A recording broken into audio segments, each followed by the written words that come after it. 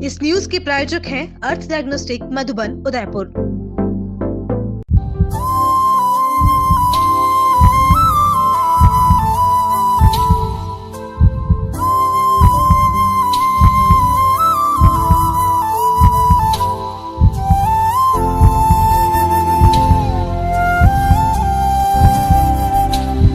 कहते हैं कि दुनिया में प्यार का सबसे मजबूत रिश्ता होता है माँ और बच्चे के बीच का रिश्ता।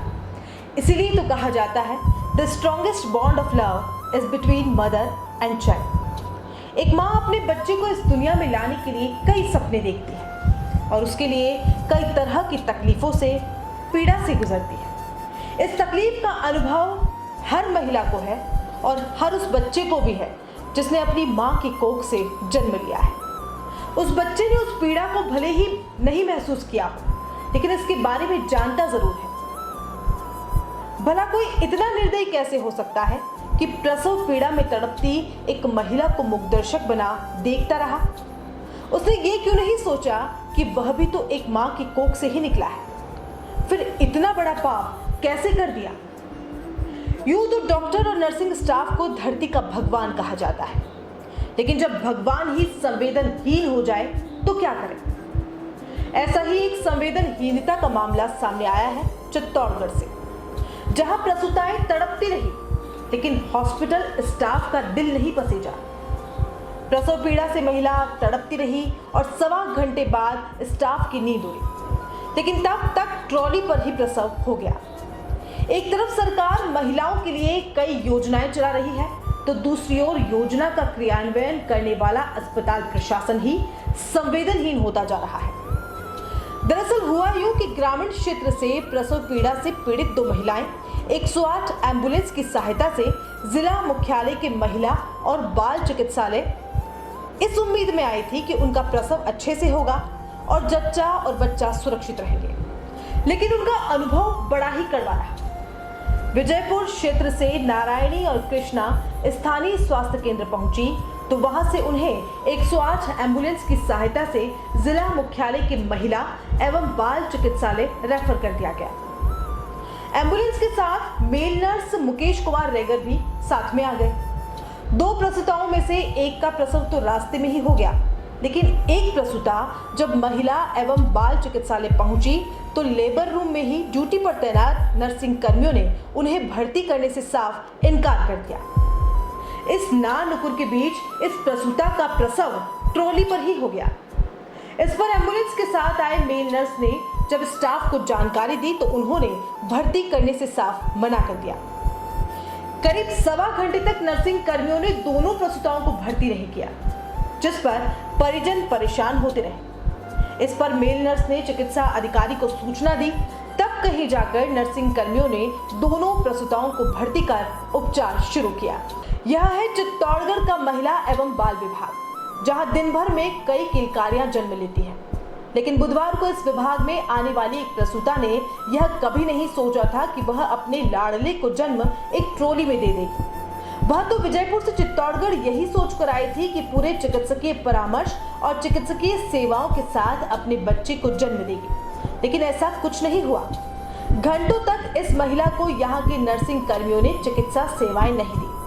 वह दर्द में कराह रही थी, तड़प रही थी, लेकिन एक भी व्यक्ति की संवेदना नहीं जागी और इस महिला ने ट्रॉली पर ही अपने बच्चे को जन्म दे दिया। फिलहाल माँ और बच्चा दोनों स्वस्थ हैं, लेकिन हॉस्पिटल की लापरवाही यहाँ की पोल खोलती हुई नजर आ रही है। जब महिला दर्द में थी, तड़प रही थी, तो क्या सोचकर नर्सिंग कर्मियों ने उसे भर्ती करने से साफ इनकार कर दिया और ये सब कुछ तकरीबन 1.25 घंटे तक चलता रहा और बेचारे परिजन बेबस, लाचार और परेशान होते रहे। जब कुछ होता हुआ नजर नहीं आया तो मेल नर्स मुकेश रेगर ने चिकित्सा अधिकारी को सूचना दी, तब कहीं जाकर नर्सिंग कर्मियों ने दोनों प्रसूताओं को भर्ती किया और उपचार शुरू किया। परिवार से किसी सदस्य की डिलीवरी का केस था, क्या केस था पूरा? डिलीवरी केस था। कहाँ से था और कहाँ से लेकर गए यहाँ पे आए? विजयपुर से रेफर किया है चित्तौड़। चित्तौड़ में क्या हालात मिले आपको? हालात मिले कि हमें यहाँ सुनवाई नहीं हुई। कितनी देर सुनवाई नहीं हुई? 1 घंटा करीब। उसके बाद क्या हुआ? उसके बाद फिर लेने आए और मना कर दिया, आनाकानी की। आनाकानी की स्टाफ ने? हाँ। एक की डिलीवरी गाड़ी में हुई? हाँ, एक ही गाड़ी मेरे पास सामने हुई है। हाँ 108 एम्बुलेंस की स्टाफ ने क्या कोऑपरेशन दिया? उन्होंने बहुत सुविधा की हमारे साथ। अच्छा किया। हाँ आप यहाँ आए हो, पहले कहाँ गए थे आप? विजयपुर किसको लेके गए थे? नहीं आज वहाँ से रेफ़र किया तो यहाँ पर क्या हालात मिले यहाँ पे आपको? हमने रास्ते में आकर डिलीवरी हो गई रास्ते में, तो एम्बुलेंस वालों ने वहाँ पर बहुत सुविधा की है, तो यहाँ पर भी बहुत सुविधा की है उन्होंने। फिर यहाँ पर चिकित्सालय पहुँचे तो क्या हालात मिले? यहाँ पर 1 घंटा बाहर खड़े थे, अंदर कोई नहीं ले गया फिर क्या? एम्बुलेंस वाले ने। फिर क्या नाम है आपका? Ambulance staff 108 location Vijaypur, Mukesh Kumar Regar nursing staff. आप यहाँ केस लेकर आए हैं, किस तरह केस लेकर आए थे और यहाँ पर क्या हालात दिखे आपको? सर मैंने विजयपुर CHC से 2 लेबर पेन के पेशेंट रेफ़र किया था। उसमें से एक पेशेंट तो था प्रोलंग लेबर पेन का था, एक के HB कम था तो उसको रेफ़र कर देते जिला अस्पताल के लिए। तो पेशेंट को लेके निकले थे, तो पेशेंट को पेन की कंप्लेन हुई, तो एक पेशेंट की डिलीवरी बस्सी क्रॉस होने के बाद रास्ते में हो गई। उसके बाद जब मैं जिला अस्पताल पहुंचा तो मैंने संबंधित विभाग को सूचना दिया कि भाई गाड़ी में एक डिलीवरी हो गई है और एक के दर्द ज़्यादा आ रहा है। तो स्टाफ ने मतलब आनाकानी करी, यूँ करके एक पेशेंट को तो जिसकी डिलीवरी होने वाली थी उसको तो उन्होंने अंदर ले लिया था, लेकिन जो दूसरा पेशेंट था जिसकी डिलीवरी ऑलरेडी मैंने करवा दी थी गाड़ी में, उसको लेने में आनाकानी करी और 1 घंटे तक गाड़ी खड़ी रही। उस पेशेंट को देखने तक कोई नहीं आया, लेने तक कोई नहीं आया। उनको दी आपने? मैंने डॉक्टर साहब को 2 बार जाके बोला था अंदर, डॉक्टर साहब ने बोला आप लिख के दो, मैंने लिख के भी दे दिया। उसके बावजूद भी उस पेशेंट को अंदर लेने के लिए कोई तैयार नहीं हुआ था। कितने लिया उसको लिया था लगभग 1 घंटे बाद। मरीज को?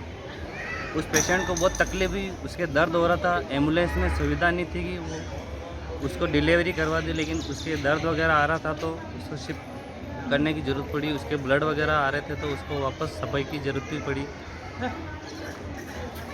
हमारे देश की सरकार नवजात शिशु तथा गर्भवती महिलाओं की स्थिति में सुधार करने के लिए समय समय पर योजनाएं आरंभ करती है, यह सोचकर कि योजनाओं के माध्यम से देश की गर्भवती महिलाओं तथा नवजात शिशुओं की स्थिति में सुधार आएगा। जननी सुरक्षा योजना के माध्यम से तो गर्भवती महिलाओं को मुफ्त दवाएं, खाद्य पदार्थ, मुफ्त इलाज प्रदान किया जाता है।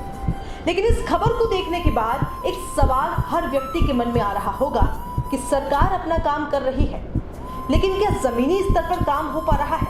क्या उन सभी योजनाओं का लाभ महिलाओं को मिल पा रहा है? जिस हॉस्पिटल में संवेदना ही मर चुकी है, क्या वहां प्रसव पीड़ित महिलाएं सुरक्षित है?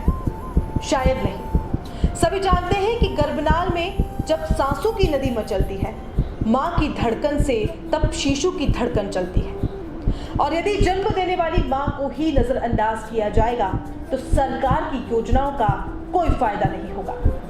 नमस्कार।